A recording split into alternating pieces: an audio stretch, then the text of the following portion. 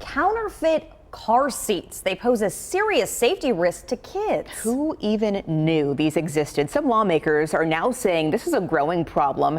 KCCI's Kayla James shares how lawmakers, parents, and safety advocates are trying to address this.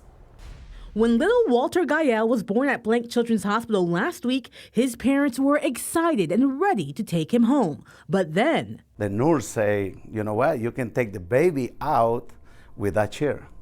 And I say, why? And they say, because the chair is no good.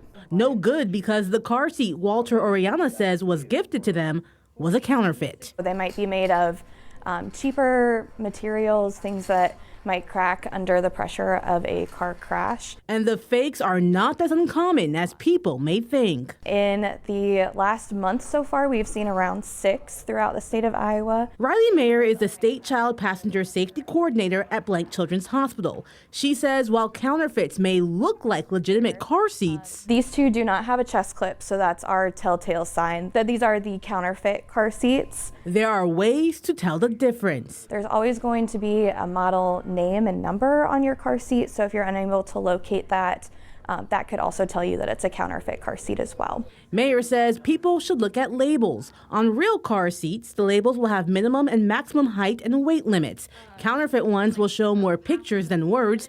Mayer also says counterfeit seats are typically sold by third-party sellers.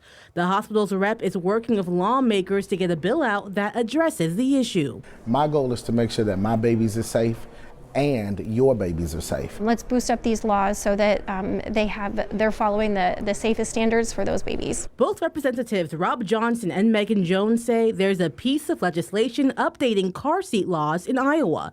Children would have to ride in a rear-facing seat until they're 2 years old instead of 1, or until they reach the manufacturer's height and weight limit.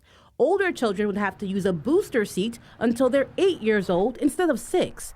Jones says she would like to see something added about counterfeit car seats. I want to hear from moms and dads who have bought these fake car seats. I want to hear from Unity Point. I want to hear from these car seat safety techs, get more information, see what we can do to crack down on these bad actors. Johnson says he has an idea of what's needed. There's a piece in the bill that is missing that I believe we want to make sure that we add, which is the part about making sure that if you get a counterfeit car seat, that you're able to get some type of recourse to be able to get those funds back.